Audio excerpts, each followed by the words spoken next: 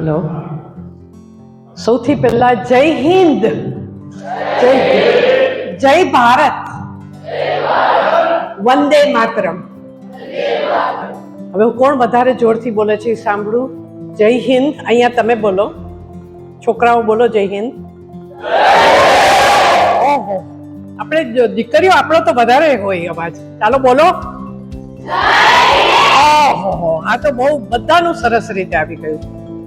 હવે પહેલા તો મારે આદર્શ સ્કૂલનો ઘણો આભાર માનવો પડશે કે તમારા લોકો બધા પાસે મને આ રીતે મળવાનો મોકો મળ્યો. એટલે આદર્શ સ્કૂલના ભાઈઓ, ટીચરો, બધા ગુરુઓ અને કાર્તિકભાઈ અમારા દેર, એ બધાનો હું ખૂબ જ આભાર માનું છું. થોડું હું મારા માટે કહી અને હું થોડી બીજી વસ્તુઓ તમને કહીશ. મને ભારત છોડે 50 વર્ષ થયા છે. 50 વર્ષ. તમારા કદાચ મા બાપોનો પણ જન્મ કદાચ નહીં થયો હોય ત્યારે, બરાબર? 50 વર્ષ પછી ભારત પાછું આવવાની અમને કેમ ઈચ્છા થાય છે?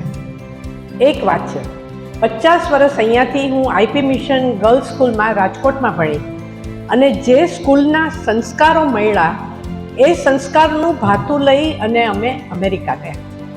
અને એ ભાતું અમારી પાસે એટલું સરસ રીતે રહેલું છે કે અમને અમારો જે પણ પ્રગતિ જે થઈ છે અમેરિકામાં, એ અમેરિકામાં પ્રગતિ થયેલી છે કારણ કે આપણા જે સંસ્કારો અહીંયા મળ્યા છે ને, એ સંસ્કારો બહુ જ સરસ સંસ્કારો મળેલા છે.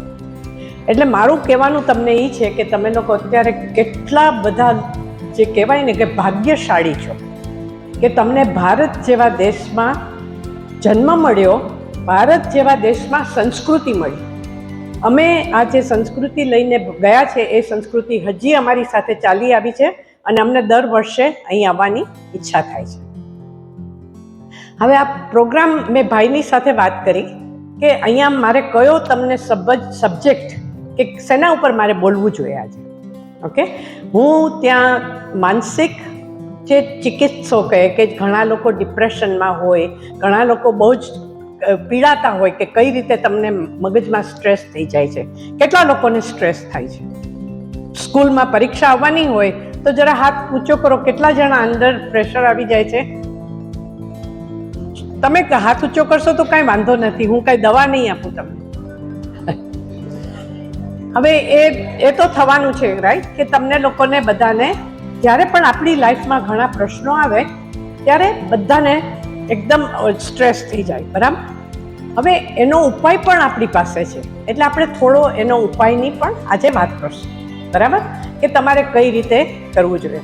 ત્યાં હું જોઉં છું કે નાના નાના છોકરાઓ અમેરિકામાં એટલા બધા આપણા જે બધા કોમ્પ્યુટર ને આપણા બધા ટીવીઓ છે કે આપણા ફોન છે એના ઉપર એટલા બધા લાગેલા છે કે એના લીધે એ લોકોનો જે પ્રોગ્રેસ છે એ નથી થઈ શકતો.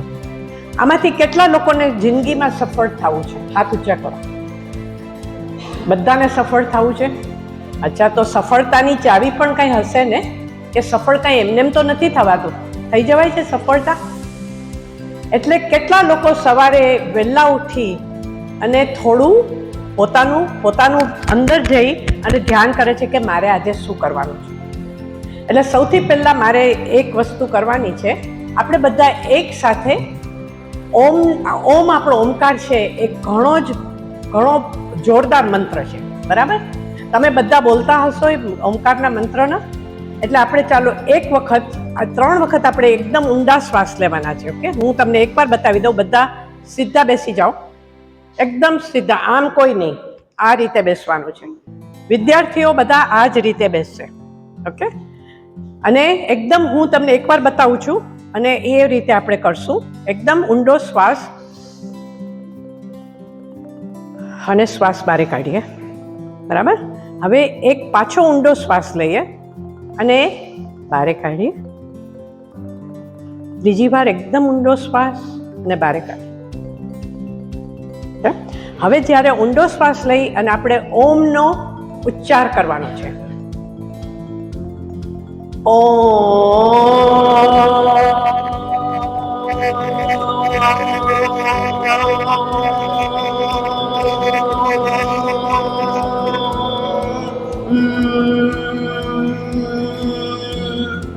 બીજી વાર. ઓ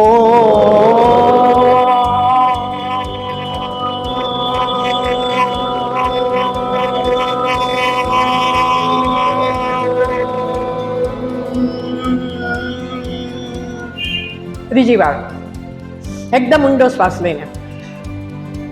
ઓ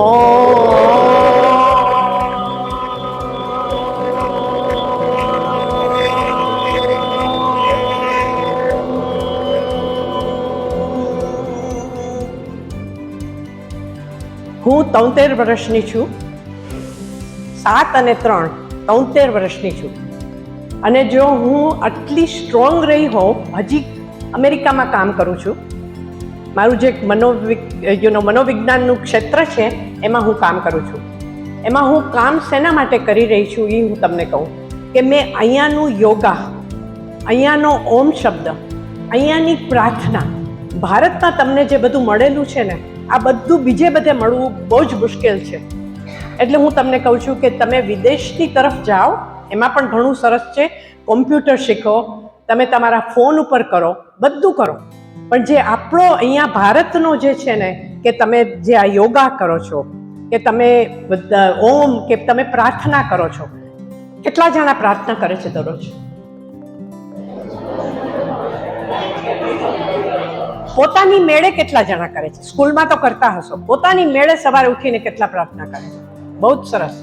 બહેનોનો નંબર ઓછો છે પણ આપણે વધારવાનું છે. એ જે અત્યારે મેં ઓમ કરાવ્યું, એ ઓમ મંત્રમાં એટલો બધો પાવર છે. આપણા બધા પાસે માનસિક પાવર ઘણો છે. હવે એ માનસિક પાવરને આપણે વધારવા માટે આ ઓમ કે પ્રાર્થના એ બધાની જરૂર છે. આપણે મોબાઈલને બાજુમાં મૂકો, ટીવીને બાજુમાં મૂકો, આપણે વ્યાયામ કરવાની જરૂર છે અને આપણે પ્રાર્થના કરવાની જરૂર છે. બરાબર? હવે એ માટે મેં થોડાક 1-2 શબ્દો લખેલા છે કે તમને માનસિક મનોબળની જરૂર છે. અને માનસિક મનોબળ ક્યારે આવશે? તમારું સ્વાસ્થ્ય બરાબર હશે ત્યારે. બરાબર? અને સ્વાસ્થ્ય કઈ રીતે બરાબર રહે? કે જ્યારે તમે સારી જાતનો ખોરાક પણ ખાતા હો. બરાબર? આપણા રોટલી, દાળ, ભાત, શાક રાખો, પીઝા, બર્ગર બધું છોડી દો. કારણ કે જે આપણા રોટલી, દાળ, ભાત, શાકમાં તાકાત છે ને, એના લીધે હું અત્યારે 73 વર્ષે જે આ કરી શકું છું. કારણ કે ખીચડી, આપણી કઢી અને આપણું શાક ને બધું બહુ જ ઇમ્પોર્ટન્ટ છે ખાવાનું. સાલાડ ઇમ્પોર્ટન્ટ છે, આપણી છાશ. બરાબર? એટલે આપણે જે વિદેશનું આપણે જે કહીએ કેવો હોય, એ લોકો આ બર્ગર ખાય છે અને મેગી ખાય છે, આપણે એ ખાશું તો આપણે બધું સારું થશે એવું નથી. આપણું જે સંસ્કૃતિ છે ને, જે મેં કીધું કે આ ઓમની શક્તિ, આપણી પ્રાર્થનાની શક્તિ, એ બધી ઘણી ઇમ્પોર્ટન્ટ છે. મેં ભાઈની સાથે વાત કરી. ભાઈએ કીધું કે શેની જરૂર છે અહીંયા, અમારી સ્કૂલમાં શેની જરૂર છે? કે અમે વિદ્યાર્થીઓને જ્યારે ભણાવીએ ત્યારે 5 મિનિટ એ લોકોનું ધ્યાન રહે છે અને 5 મિનિટ પછી એ લોકોનું ધ્યાન બીજે વયું જાય છે. હવે એ બધું શેના માટે થઈને થાય છે? આપણે ખોરાક એકદમ સિમ્પલ સાદો ખાવાનો છે. બીજી વસ્તુ, આપણે પ્રાર્થના ને બધું કરવાનું છે. ત્રીજી વસ્તુ, આ જે બધું મોબાઈલ ને બધું છે ને, એનાથી બને ત્યાં સુધી દૂર રહ્યો. કારણ કે એ તમારી માનસિકતાને બહુ નબળી કરે છે. આપણા ભારતમાં ઘણી બધી તાકાત છે. આપણામાં ક્રિએટિવિટી છે. કેટલા લોકો સારેગમપ અને એ બધા પ્રોગ્રામ જુએ છે? બધા સરસ પ્રોગ્રામ, રાઈટ? આપણામાં જે ભારતમાં જે ક્રિએટિવિટી છે ને, એવી બીજી જગ્યાએ જોવા નથી મળતી. આપણા લોકો નવું સંશોધન કરે છે. આપણું આયુર્વેદ છે, એ બધું ઘણું પાવરફુલ છે અને આપણે એ સાચવવાનું છે. હવે સાચવવા માટેની ચાવી પહેલી, દરરોજની નિયમિતતા જરૂરી છે. સવારે ઉઠી કેટલા લોકો કસરત કરે છે? યોગા કેટલા કરે છે? આપણું યોગા ભૂલાવવું નહીં જોઈએ. અમે સવારે ઉઠીને સૌથી પહેલું હું હજી યોગા કરું છું. અને તમે કહો કે આ 73 વર્ષ કેમ થયા? એ યોગાથી થયા છે. એટલે તમારે સવારે ઉઠી, મને પ્રોમિસ આપો કે હું નેક્સ્ટ ટાઈમ જ્યારે અહીંયા આવું ત્યારે સવારે ઉઠીને આજે મેં બ્રિધિંગ તમને કરાવ્યું, એ બ્રિધિંગમાં ઇમ્પોર્ટન્ટ છે. તમારે લોકોએ જેટલું બને એટલું તમારી જે શ્વાસોશ્વાસ, એકદમ ઊંડા શ્વાસ લેવાના. તમને ખબર છે કાચબો કેટલા વર્ષ જીવે છે? કોઈને ખબર છે? કાચબો 150 વર્ષ જીવે છે અને આપણે કેટલા વર્ષ જીવીએ છીએ? 50, 60, 70, 80. કોઈ 50 વર્ષે ખલાસ થઈ જાય છે.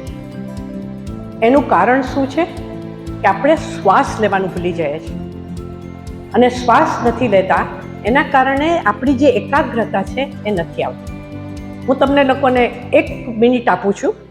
તમે લોકોને આંખ બંધ કરી અને જસ્ટ તમારી અંદર તમે જુઓ કે શું ચાલી રહ્યું છે. જસ્ટ 1 મિનિટ માટે આંખ બંધ કરજો અને પોતાની અંદર શું ચાલી રહ્યું છે. આપણે બહારની તો બહુ પંચાયત કરી છે, હવે તમારી અંદર શું ચાલી રહ્યું છે. હું તમને 5-10 જણાને પૂછીશ કે શું અંદર ચાલી રહ્યું છે.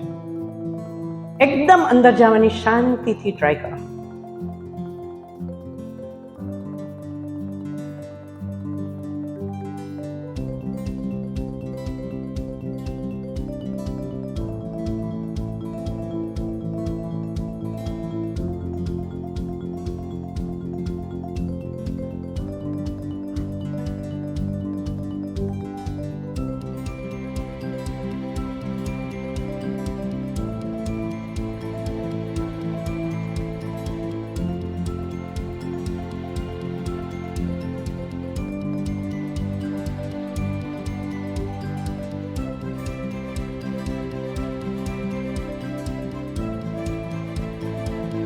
આપણે હવે સમાપ્ત કરશું. મને કોણ આવી શકશે અહીંયા અને મને કહેશે કે જે અંદર ગયા તો તમને શું શાંતિમાં જાણવા મળ્યું, કે જે તમને ઘોંઘાટમાં અને ટેલિફોનમાં અને મોબાઈલમાં નથી જાણવા મળ્યું? કોણ મને કહેશે?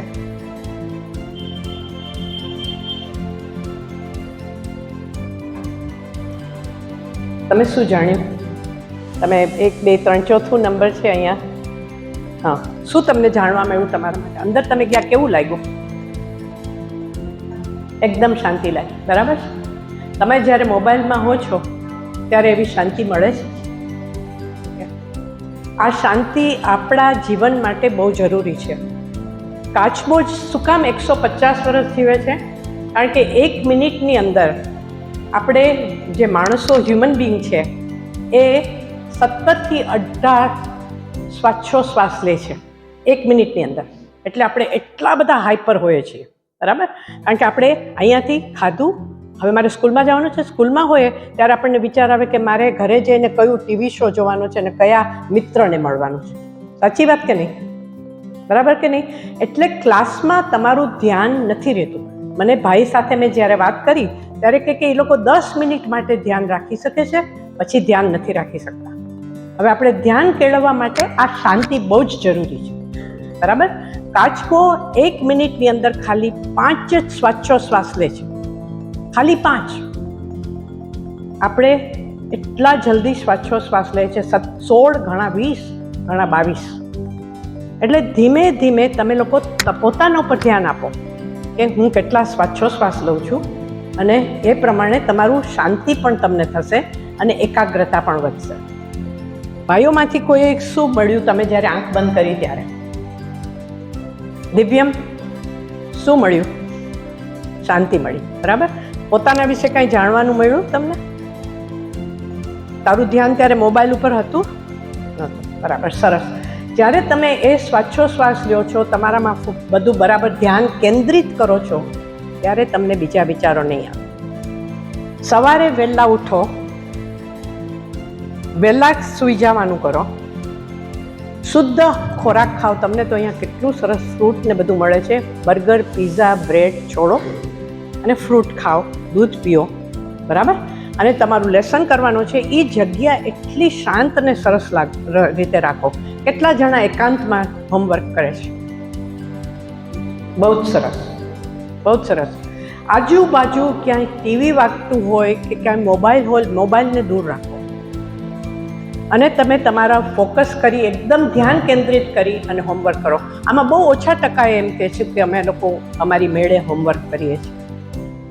એટલે તમારે તમારી એક જગ્યા જુદી રાખો, જ્યાં તમારું ટેબલ હોય, તમારી ખુરશી હોય, અને ત્યાં એકાગ્રતાથી કરો. ક્લાસમાં ધ્યાન રાખવા માટે શું કરો છો તમે લોકો? કોનું ધ્યાન બારે ઘડે જતું રહે છે? બરાબર, જાય છે ને? તો એ માટે શું કરો તમે? જેટલું તમે અંદર જઈ અને પોતાનું શાંત કરશો ને, શ્વાસોશ્વાસથી નિયમિતતા રાખશો, સરખો ખોરાક લેશો, ચાલવાનું કરશો. યોગા તો કોઈ નથી કરતું. મને કેટલા જણા પ્રોમિસ આપે કે હવે શરૂઆત તમે કરશું યોગાની, ભલે ને ધીમે, થોડા દિવસો માટે કરીશો. બહુ જ સરસ, બહુ જ સરસ. તમને સ્કૂલમાં ક્લાસીસમાં યોગા શીખવાડે છે? ઓકે, તો આપણે કાર્તિકભાઈને વાત કરશું બધાને. અને જો કોઈ તમને સવારે થોડો ટાઈમ પણ યોગા કરાવે કે જેમાં બ્રીધિંગ કે કંઈ શીખવાડે કે કઈ રીતે શ્વાસોશ્વાસ લેવો. ઓકે, એટલે એ આપણે કેટલા જણા પ્રોમિસ આપો છો કે તમે કરી શકશો? Thank you. કેવી રીતે કરીશ ભાઈ? તો સવારે વહેલા, બહુ જ સરસ. એના માટે આપણે તાળી પાડીએ.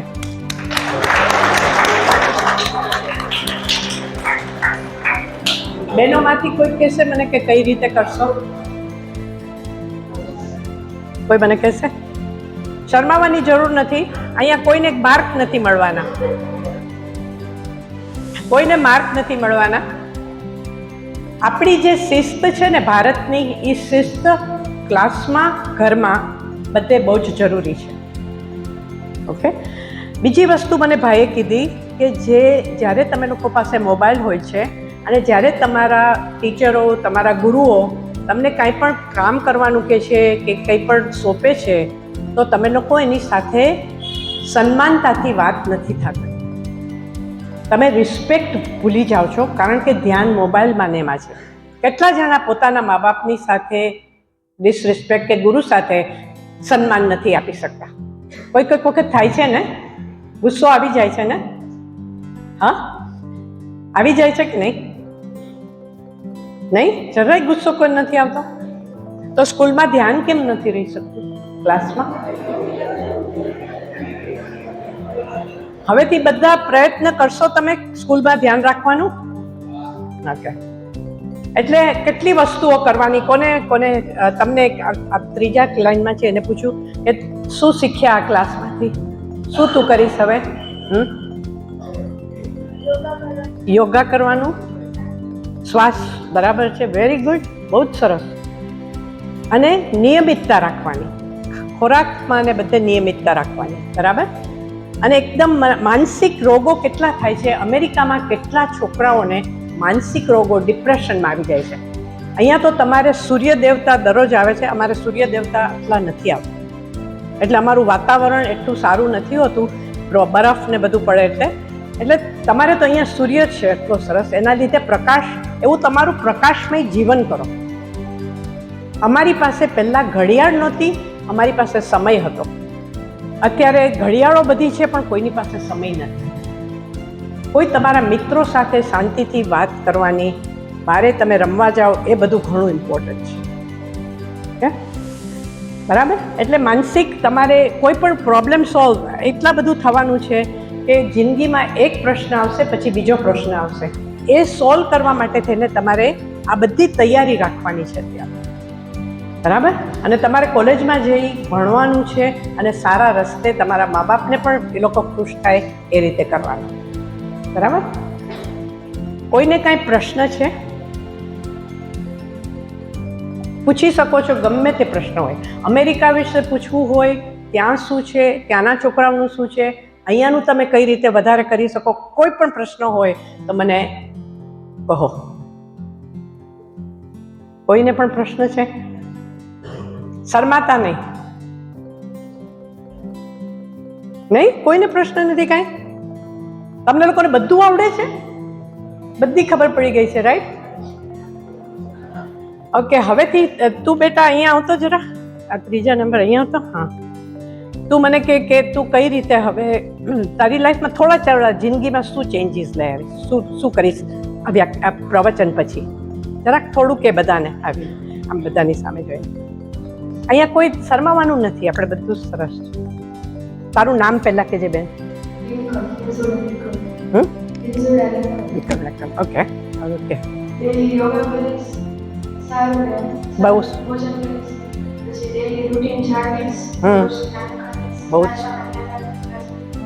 બહુ સરસ. બહુ જ સરસ.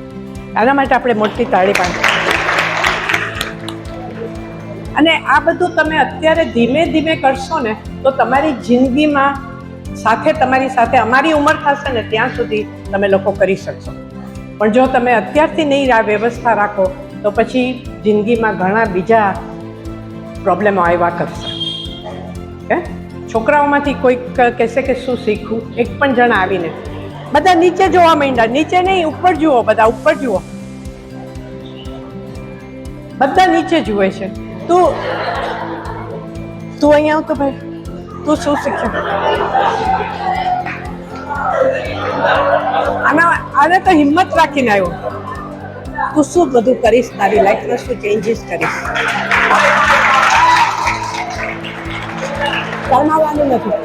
આ બધાને કે તું શું યોગા કરીશ, શું કરીશ, બધું ભણવામાં કેવી રીતે શાંતિ શાંતિ શાંતિ શાંતિ શાંતિ શાંતિ શાંતિ આમ કરી છે. અને બધાને આપણે સ્ટ્રોંગ થવાનું છે, રાઈટ? આપણે એકદમ સ્ટ્રોંગ થવાનું છે. હજી જિંદગીમાં ઘણા બધા પ્રોબ્લેમ આવવાના છે. તારા મોઢા આગળ રાખી માઇક, કઈ રીતે તું શું કરીશ તારી લાઈફ જીવનમાં? હા, ત્યાં બધા. તારું નામ શું છે? ઓકે,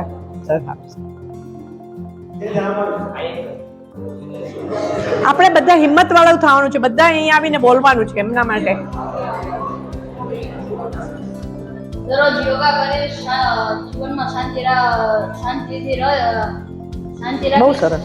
નિયમિત ભોજન અને નૂડલ્સ ખાવાનો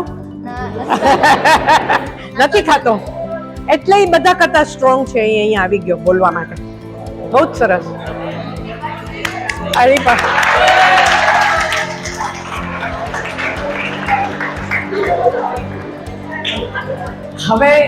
હવે કોઈ બીજાને કંઈ પણ કહેવું છે? તમને લોકોને આ ગમ્યું? મજા આવી? આ હવે બધા બરાબર કરજો, ઓકે?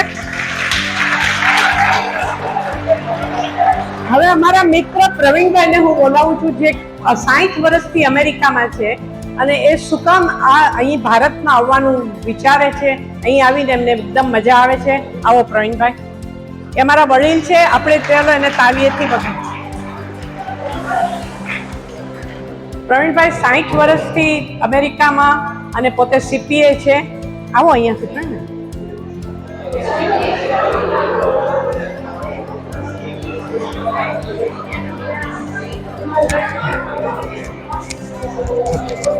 જય હિન્દ.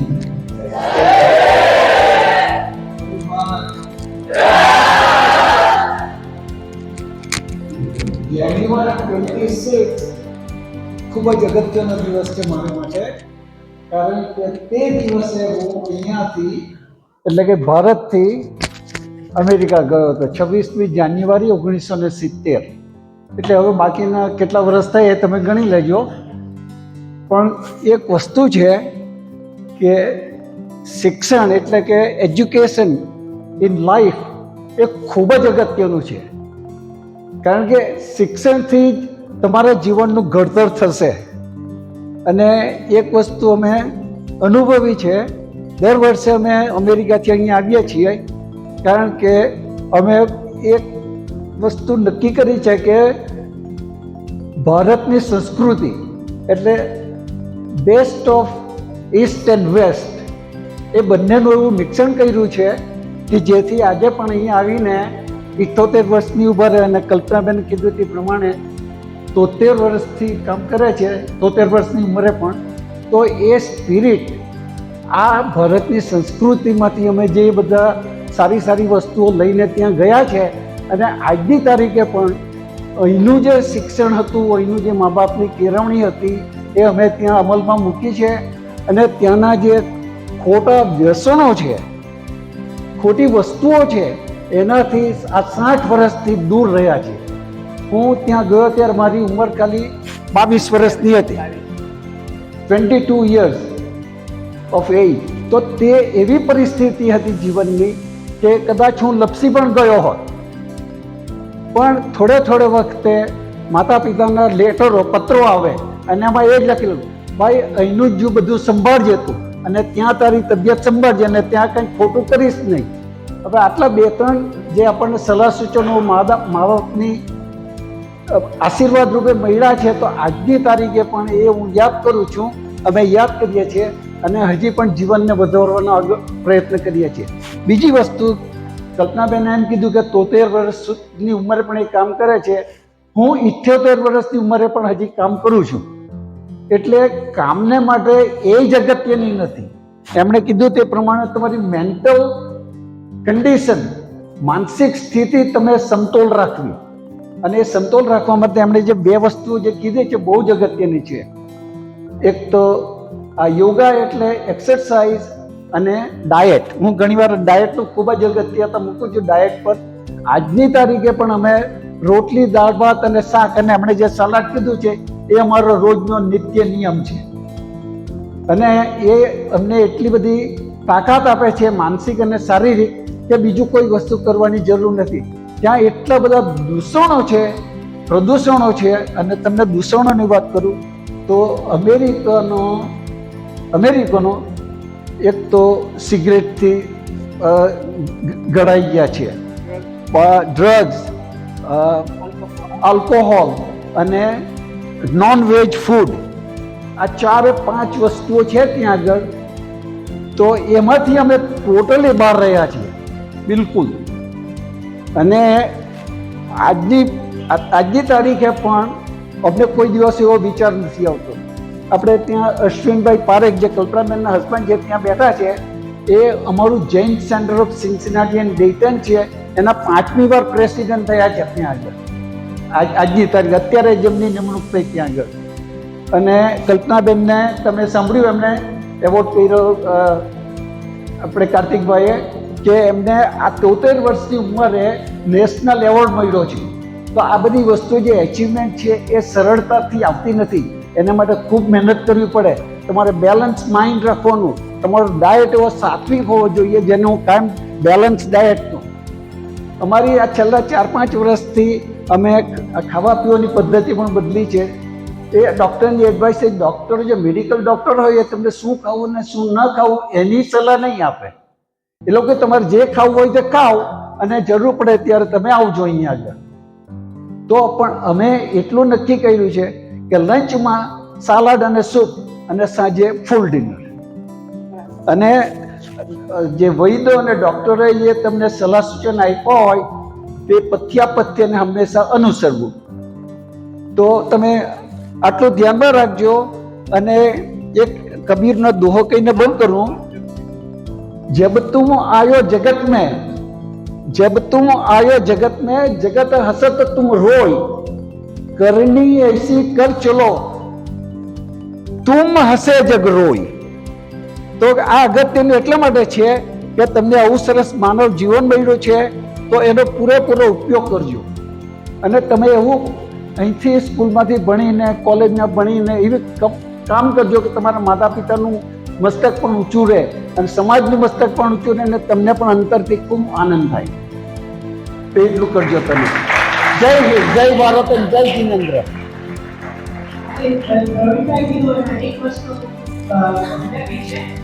અને મારે કહેવું છે કે તમે અહીંયાથી ગમે ત્યાં જાઓ, તમે અમદાવાદ ભણવા જાઓ, તમે બરોડા ભણવા જાઓ, ઓસ્ટ્રેલિયા જાઓ, ન્યુઝીલેન્ડ જાઓ, ક્યાં પણ જાઓ, આપણું જે આ ભારતનું કલ્ચર છે, આપણી જે સંસ્કૃતિ છે એ લઈને જજો. મારા દાદા જ્યારે હું નીકળી, હું પણ 24-25ની હતી ત્યારે ઇન્ડિયા છોડી ત્યારે, અને દાદાએ કીધું આપણા સંસ્કાર ત્યાં સાચવજો. અને એ સંસ્કાર અમે અમારે ત્યાં ઘણા બધા શાખા મંદિરો છે, દેરાસરો છે, અમે દર વીકેન્ડના ત્યાં જવાનું રાખ્યું છે. અમારાથી દરેક એટલા અમારા સંસ્કાર અમે અમારા છોકરાઓને પણ આપ્યા છે. અને આપણું ફૂડ, આપણું જે ખાવાની છે ને, એ નોનવેજની કોઈ જરૂર નથી. આપણા ફૂડમાં ઘણું બધી સાત્વિકતા છે. એટલે તમે જ્યાં પણ જાઓ, તમે કોઈ તમારા કૃષ્ણ કંઈ ચડાવે, એ વિચાર કર્યા વગર તમને જે અનુભૂતિ લાગે તે તમારા માટે સાચું છે એ કરજો. આપણો ધર્મ, આપણી સંસ્કૃતિ અને આપણું જ બધું વધારેમાં વધારે બેસ્ટ છે. એટલા માટે અમે અહીંયા દર વર્ષે ઇન્ડિયા આવીએ છીએ. એટલે મહેરબાની કરી અને કોઈ ક્યાંય પણ જાઓ, આપણી સંસ્કૃતિ જાળવીને રહેજો, આપણી ભાષા જાળવીને. અમે 50 વર્ષથી ત્યાં છીએ, પણ જે ગુજરાતી ભાષા, હિન્દી ભાષા, આપણી સંસ્કૃત ભાષા, એ એ બેસ્ટ છે. આપણું જે આયુર્વેદિક કલ્ચર છે એ બેસ્ટ છે. એટલે આપણે એ જ સાચવવાનું છે. ચાલો, નમસ્કાર અને જય હિન્દ. જય હિન્દ. જય હિન્દ.